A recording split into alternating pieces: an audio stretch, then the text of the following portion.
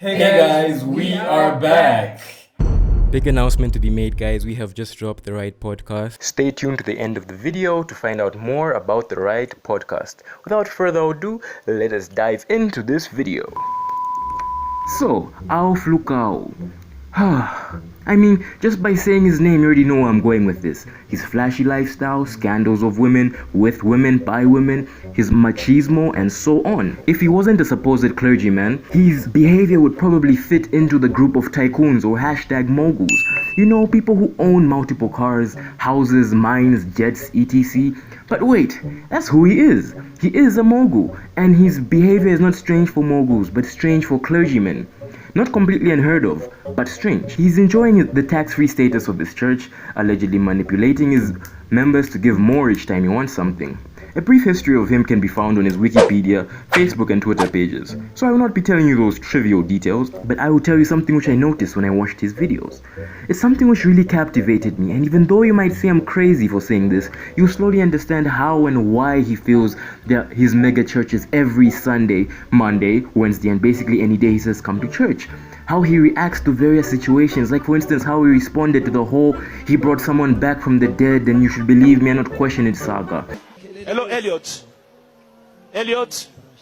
Elliot. Jesus. Lift your hands. Lift your hands. My good God. 1 minute, 37 seconds later. Rise up.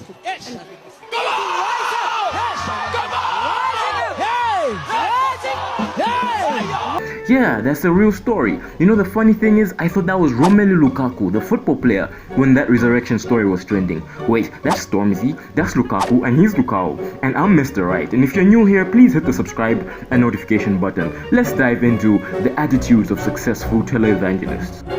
Isn't it beautiful? Please, can I just roll the credits now? Isn't it nice? La la la la la la la la la la la la la la la. Somebody is getting I extreme. just really love this part. It's coming, it's coming. Here it is. Bam bam bam bam bam bam bam bam. Is there anybody who wants yellow hair? This miracle is a fraud. Hello, Elliot. Elliot. I'm Mr. Right, Elliot. and this is the attitudes of successful televangelists. There are several reasons that could have made Mr. Lukau to be so successful, and in this video I'll break down 3 things which I've noticed have made him be exactly that. Number 1, his perception. Number 2, his ends justified his means. Number 3, his charisma. They'll all make sense in a minute or so. I first have to explain one vital thing that is at the center of this, and that is his attitude. So, an attitude is how we respond to anything, anyone, or even anywhere. Group, put that thing away. Now, I don't want to tell you again. It determines whether or not we will bounce back from any bad situation, be it a breakup, job loss, depression, or even resurrection accusations. But a good and positive attitude alone cannot make one to be successful. You need more than that. The first thing which I notice about Mr. Lukau is his perception. He had just been accused of faking a resurrection.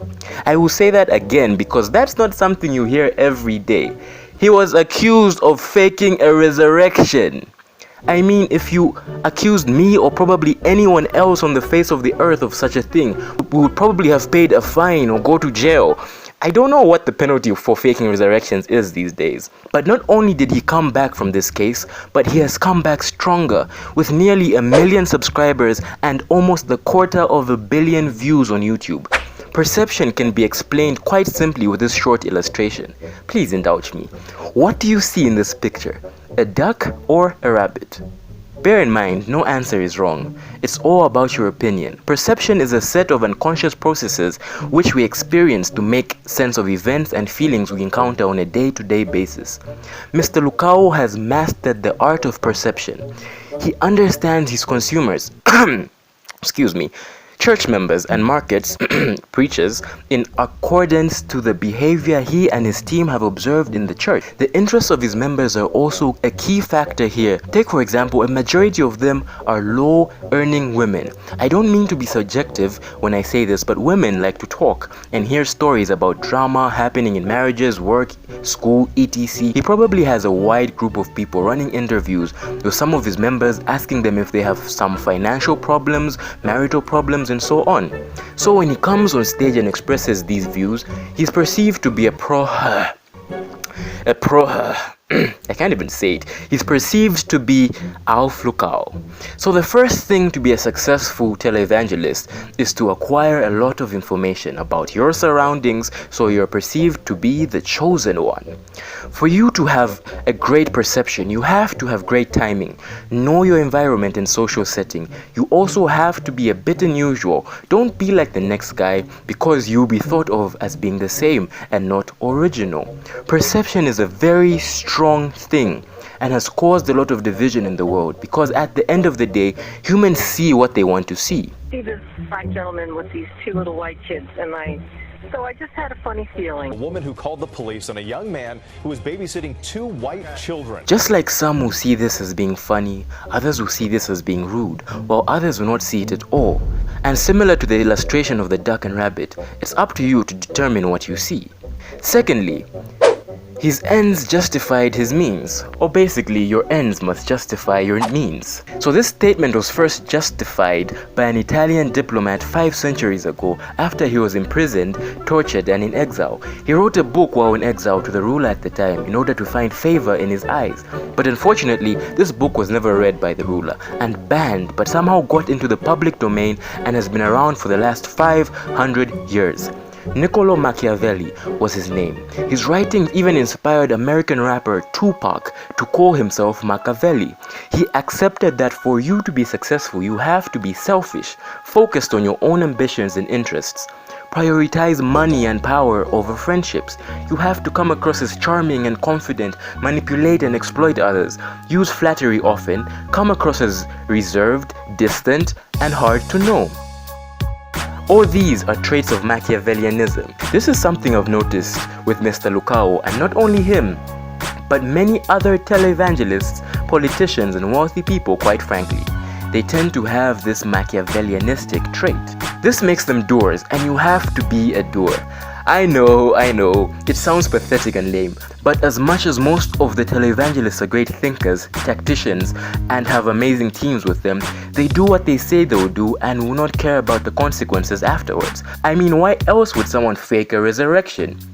Is it not for him to be known, to be admired, to be worshipped? I bet his ends have justified his means now. Lastly, charisma. Charisma is the fascinating, mesmerizing charm that can inspire devotion in others. That thing which makes you want to just listen to someone for hours on end and do whatever they say you should do.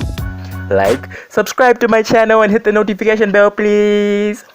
Okay, seriously though, all good leaders are charismatic, and this is something you should observe too. Ladies and gentlemen, President of the United States, Donald J. Trump.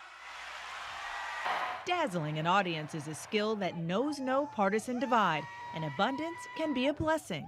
When you're running for the presidency, then you've got to expect it, and you've just got to kind of let it. Water is an important, extremely valuable resource. Many men and women are charismatic, and you'd think it's something which people are born with, but alas, it is something people are born with, but can nurture and develop for it to be optimized. One just needs to master communication. That is the key to charming people. You need to know how to speak with them in order for you to motivate or influence them to do what you desire. Secondly, you have to have high levels of maturity. Not only do you have to be a great showman, but have knowledge and wisdom to back it up.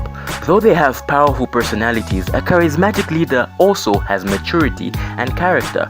Thirdly, humility. A charismatic leader is a leader who has a sense of humility. They must listen to their people so they can understand them and steal their money. I'm just kidding. They're not all heartless people. They must be compassionate too and have some, substance. Charisma cannot exist without substance, but substance is only valuable for a short time. Flashy and glitzy behavior may capture the attention of people for some time, but once in a while, you need to fake a resurrection or find a mermaid in church. Keep the people on their toes and anticipating each and every meeting. I'm sure I've all heard the term con man or con woman or con artist. Did you ever wonder what it meant? The con means confidence. Confident men, confident women who truly become charismatic leaders. They understand themselves well and do not want to be anyone else. So is Mr. Lukau a con man?